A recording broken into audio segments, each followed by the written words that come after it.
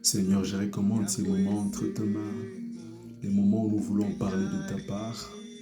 Alors que je vais ouvrir ma bouche pour parler, je t'en supplie de fermer ma bouche afin que tu ouvres la tienne pour parler à ton peuple. Parle au cœur de ton peuple, parle pour convaincre, pour corriger, pour édifier, pour solidifier notre foi, c'est le rocher d'Israël que tu es.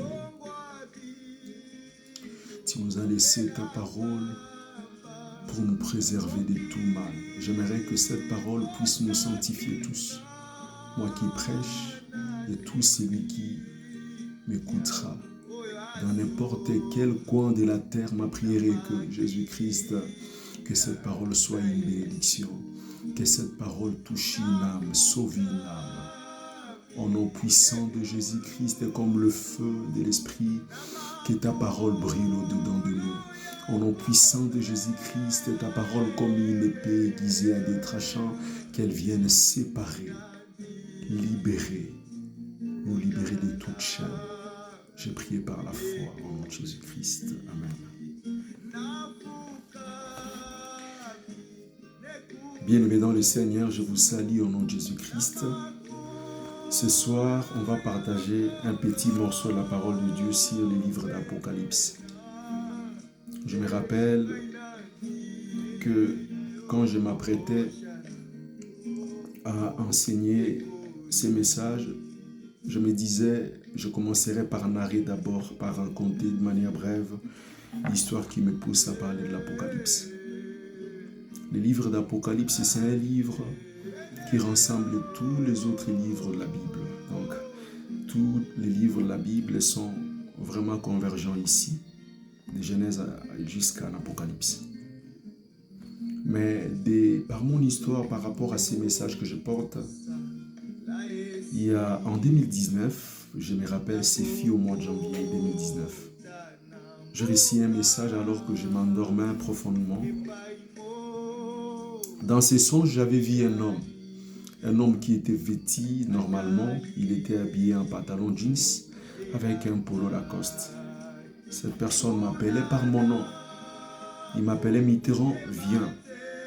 Mitterrand, viens.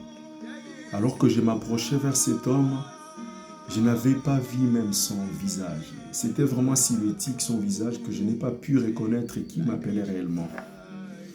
Quand je me suis approché de cet homme, pour que je reconnaisse que c'était un ange de Dieu, c'était le Christ, c'était plutôt le contenu du message. Il m'a dit, Mitterrand, va dire au monde que je reviens bientôt. Wow. Va dire au monde que je reviens bientôt. C'était vraiment bouleversant que ça m'a ramené vite, très rapidement à l'Apocalypse 22. C'est le passage de l'Apocalypse 22 où on peut lire rapidement. Je commence par le 10e verset. Il me dit, ne scelle point les paroles de la prophétie de ces livres, car le temps est proche, que celui qui est injuste soit encore injuste, que celui qui est souillé s'essuie encore, et que le juste pratique encore la justice, et que celui qui est saint se sanctifie encore. 12. Voici, je viens bientôt, et ma rétribution est avec moi, pour rendre à chacun selon ce qu'est son œuvre. C'est ce message que ce Messie m'a donné. Il dit, Mitterrand, va dire au monde que je reviens bientôt. J'étais bouleversé quand je me suis réveillé. Il sonnait minuit juste, c'était 0 heure juste. Imaginez-vous un peu.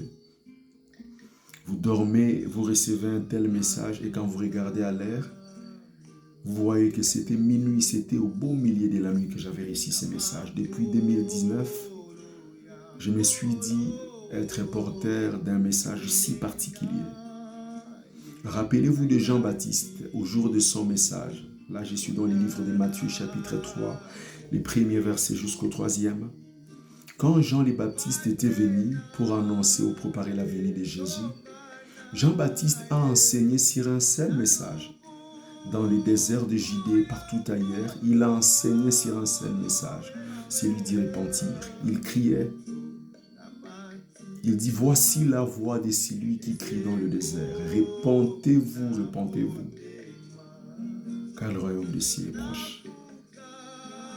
Vous savez, Jean-Baptiste est celui qui a annoncé la venue de Jésus. Il a enseigné sur le royaume, sur la nécessité ou l'urgence d'y repentir. Ce qui est bizarrement, quand Jésus a vécu sur la terre, quand il a commencé son ministère, souvenez-vous toujours que quand le scribe, le pharisien, les souverains sacrificateurs ont envoyé les militaires ou les soldats de l'époque, les soldats romains pour aller vers Christ et l'arrêter. Et la seule erreur qu'ils avaient commise, c'était qu'ils ont laissé leurs oreilles. Ils ont trouvé Jésus en pleine prédication. Il parlait avec autorité. Ils se dirent l'un l'autre, on ne saura pas arrêter cet homme. Et quand ils sont revenus vers leurs autorités, ils dirent, mais où est Jésus, où est Jésus, comment vous venez me vide? Il dit non, jamais on n'a parlé comme cet homme. Personne ne peut écouter Jésus et ne pas être touché à fond.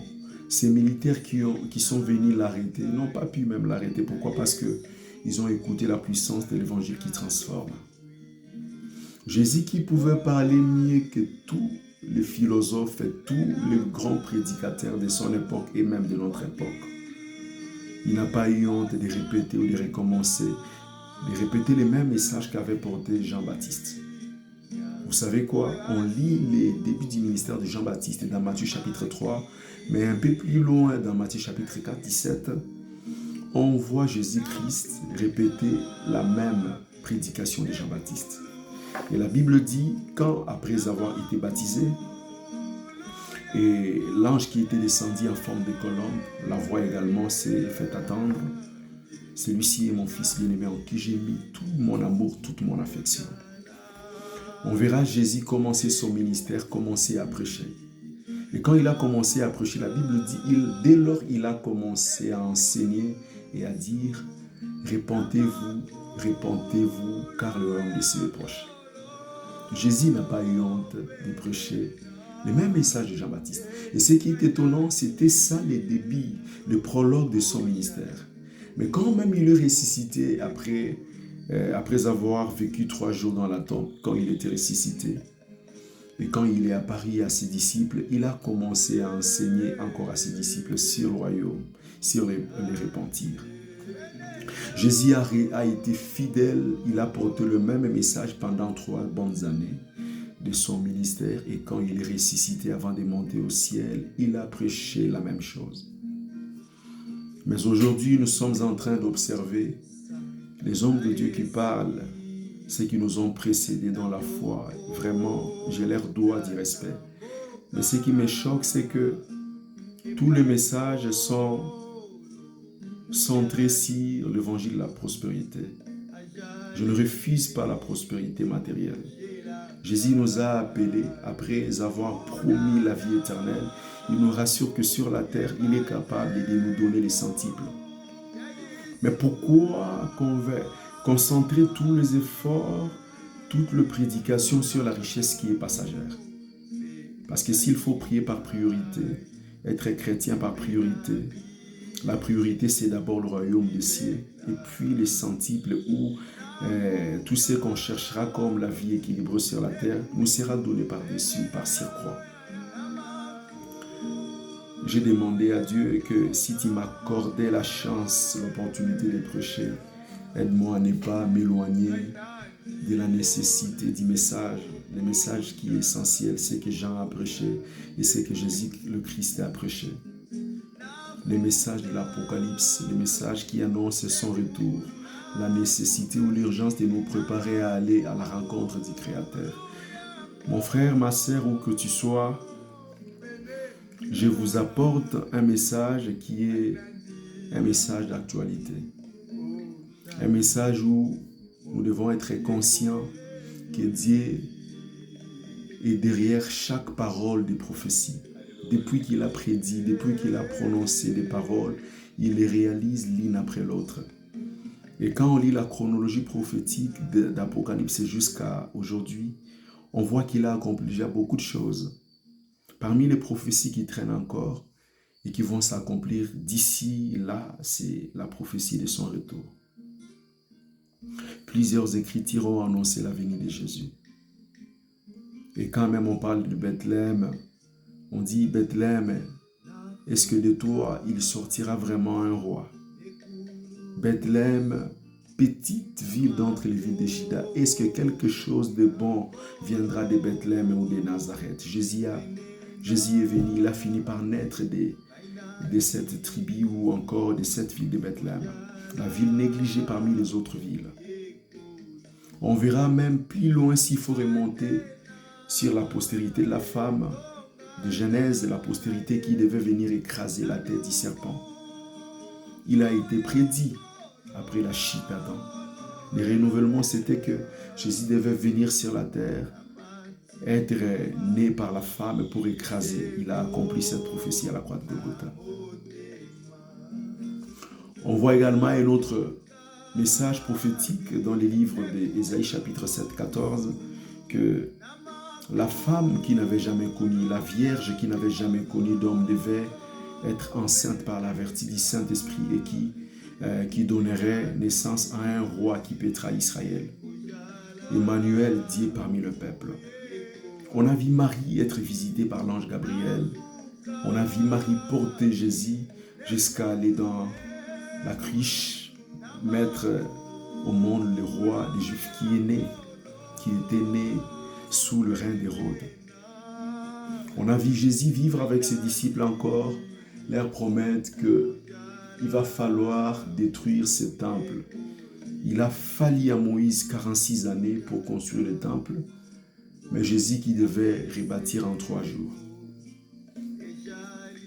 Il parlait du temple et de son corps parce qu'il devait mourir, de même que Jonas avait fait 3 jours dans les seins du poisson. Lui a promis le plus grand miracle de faire 3 jours dans les seins de la terre. Et le 3e jour, quand il ressuscitait, je me rappelle quand j'ai lu la Bible, les femmes partaient même auprès de la tombe avec l'intention de se demander qui va nous rouler la pierre.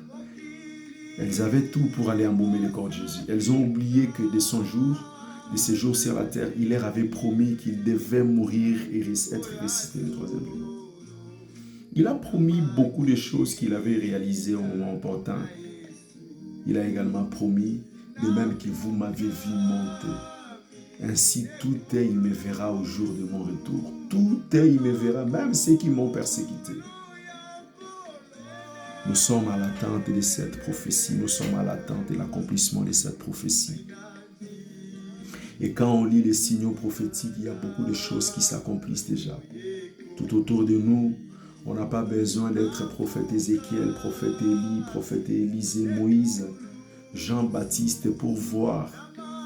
Il y a vraiment les signes qui annoncent le retour de Christ qui s'accomplissent chaque jour. Il a promis qu'on verra le début de ce qui annoncera le début de la fin. On verra une nation s'élever contre une autre. On verra la famine être répandue partout dans tous les coins de la terre. On verra également les mœurs qui vont se dépraver.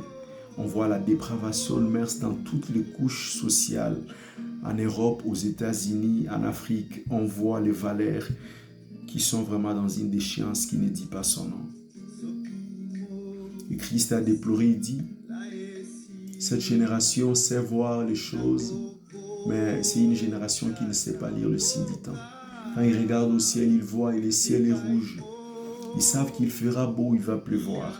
Mais pourquoi vous n'êtes pas capable de lire les signes pour connaître que le Fils de l'homme est presque à la porte, son temps de revenir est là. Je suis venu avec ces messages que peut-être beaucoup ne seront pas prêts à accepter.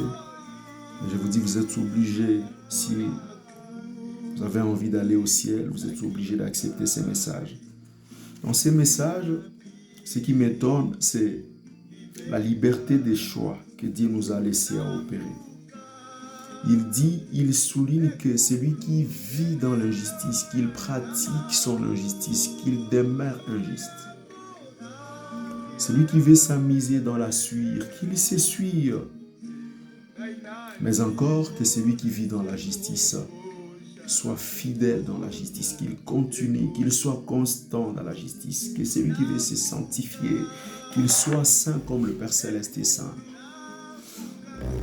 Vous savez, le jour où Christ reviendra, le temps sera figé. Le temps s'arrêtera. Ce que nous serons le jour où Christ reviendra, c'est ce qui déterminera toute notre vie à l'éternité. Si Christ te trouve aujourd'hui ou demain quand il reviendra en train de vivre dans l'injustice, même si tu t'es fléchi pour commencer à pleurer, à suer les grimons de sang, ton injustice ne sera jamais changée. Même si tu commences à payer les dîmes de tous tes revenus, tes dîmes ne te feront pas gagner le ciel. C'est-à-dire ce que nous serons au jour de l'arrivée de Jésus, c'est ce qui déterminera ce que nous serons à l'éternité. Et comme il n'a pas annoncé, Jésus a aimé ses disciples, il avait accoutumance de prêcher par parabole, mais malgré qu'il aimait prêcher par parabole, il n'avait jamais révélé les jours et l'heure de son retour. Il a révélé qu'il était le Père. Montrez-nous le Père, mais cela nous suffit. On entend que le Fils ne fait rien. Il a tellement parlé du Père au point que Philippe a dit, cette fois-ci, nous en avons marre. Parle, montre-nous le Père, révèle-nous le Père. Et cela nous suffit. Il leur a révélé le Père. Mais pour son air, quand on lui a demandé, papa, mais quand est-ce que tu reviendras? Il dit, ni le Fils ni aucun ange au ciel ne sait. Seul le Père sait. Parce que le Fils de l'homme reviendra comme un voleur, alors qu'on ne s'en attendra pas. Quand tu t'attendras moins, c'est alors que Christ viendra. Et il a dit, ce qui arriva au temps de Noé arrivera également au temps du retour du Fils de l'homme. Aujourd'hui, Noé, les gens, ils se mariaient, ils mariaient leurs fils et leurs filles. Qu'est-ce qu'il ne faisait pas? Noé était là, il était en train de crier, il était en train d'annoncer les déluges qui arrivaient.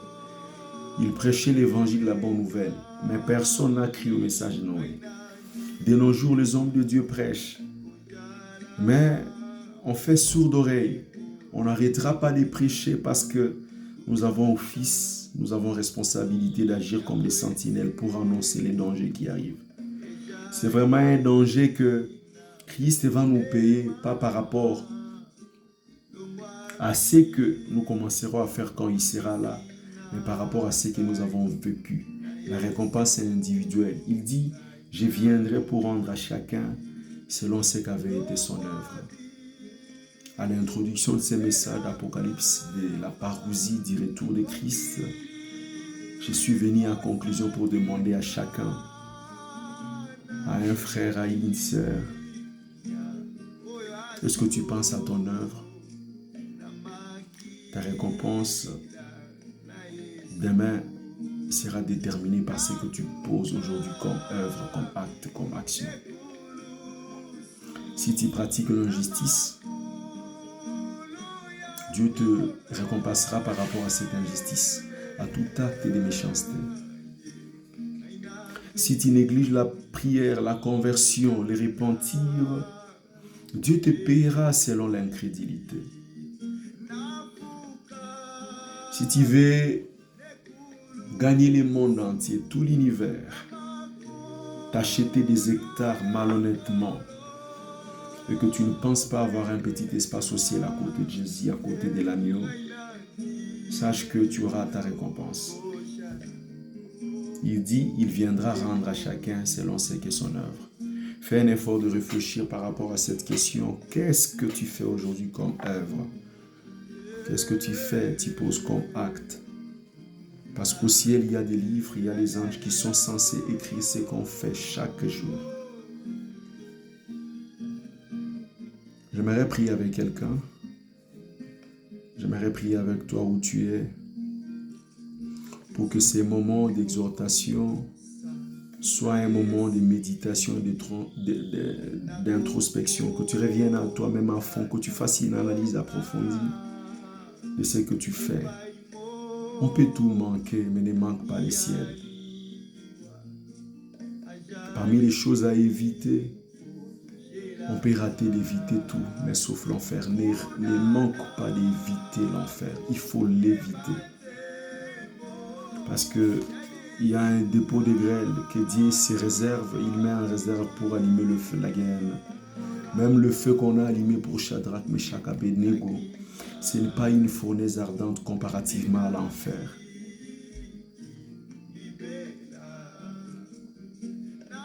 J'aimerais prier avec toi où tu es.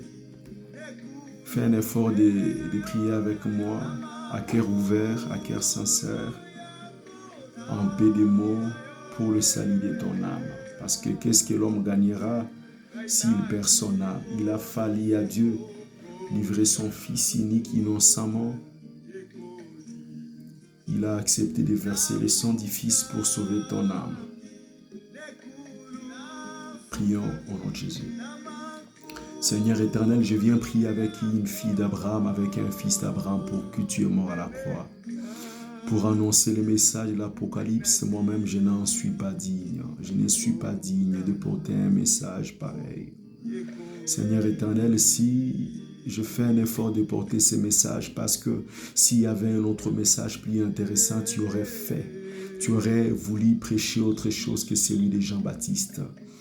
Celui d'annoncer le retour de Christ, celui de préparer nos âmes, le message de la bonne nouvelle du royaume, celui qui nous pousse à nous repentir, à nous rattraper, à nous convertir le plus tôt possible. Seigneur éternel, tu es capable aujourd'hui de nous pardonner selon Ézéchiel 18.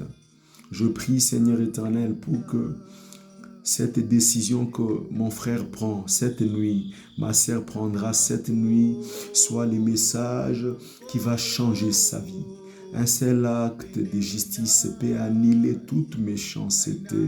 Tu es capable, aussi longtemps que tu ne reviens pas encore, tu peux jeter au fond de la mer tous nos péchés. Comme au jour de Michée, il dit dans les livres de Michée chapitre 7, 19, il dit « Père, je prie, je t'en supplie de jeter tous nos péchés au fond de la mer en signe d'oubli. Je sais une chose, même la mer, le fond de la mer n'est pas si noir pour que tu ne sois pas capable de voir. Tu es capable de voir une petite pierre noire au fond de la mer rouge, au fond de l'océan. Mais si je prie ainsi comme Michée, c'était comme te dire à la manière des hommes, jette-le plus loin en signe d'oubli, que ce péché aille au fond de la mer pour que tu ne t'en souviennes plus. Pardonne tous les manquements de mon frère, tous les manquements de ma sœur, au nom de Jésus-Christ, l'agneau de la grâce, l'agneau de Dieu, immolé dès avant la fondation du monde. Père éternel, tu as été manifesté comme l'amour du Père envers le pécheur que nous sommes. Donne-nous à décider à donner notre vie à toi le plus vite possible. Donne-nous à racheter le temps, parce que nous n'avons pas le temps. Les jours où on jetait les diables, l'Apocalypse dit au 12e verset, malheur à la terre, malheur aux habitants de la terre. Parce que le diable est descendu vers et il est animé tellement de colère, il sait qu'il n'a pas beaucoup de temps, sachant qu'il a peu de temps. Le diable n'a pas beaucoup de temps, il utilise toute son énergie pour nous séduire, chercher, tenter à nous éloigner de toi, Père éternel. Ma prière ce soir, ma prière cette nuit, c'est que ta prière dans Jean 17 nous soit bénéfique. Je ressens l'amour de Jésus quand il priait dans les livres de Jean 17. Il dit, Père, je ne prie pas pour ceux qui sont ici devant moi. Je prie aussi pour ceux qui sont loin, qui viendront demain, qui croiront à cause du message qu'ils auront à donner. Père, je crois à l'évangile de Pierre, de Paul, de Barthélemy, je crois au message de Matthieu. J'ai cru que tu es venu aussi pour moi. Puisse être effective la prière que tu avais faite. Tu as dit, Père, je les supplie avec eux. Je m'en vais à toi. Ils sont encore dans le monde. Je t'en supplie de les garder, de les préserver. Je ne te supplie pas de les ôter du monde, mais de les préserver dans ton amour, dans ta parole. Père éternel, accomplis pour moi, accomplis pour ma sœur, pour mon frère, cette prière de Jésus-Christ. Parce que tu avais dit, cette prière ne concernait pas que les 12 disciples réunis, les 11 qui étaient restés après la trahison de Judas. Tu ne priais pas seulement pour les 70 autres disciples, mais tu priais également pour nous, ta prière de 2000 années passées. Je crois à cette prière sur ma vie, sur la protection de ma foi, sur la nécessité et l'urgence de garder la foi de cette frère qui m'écoute, de ces frères qui m'écoutent, de cette sœur qui m'écoute cette nuit. Je priais par la foi. Je crois que tu vas aller plus au-delà de ma prière pour agir pour le salut de nos âmes. Je priais par la foi, mon Jésus-Christ. Amen. Merci beaucoup. Que la grâce de Dieu vous soit donnée. Que Dieu vous protège. Que Dieu nous fasse encore grâce de nous retrouver pour la prochaine séance. On va continuer avec les mêmes messages. Merci.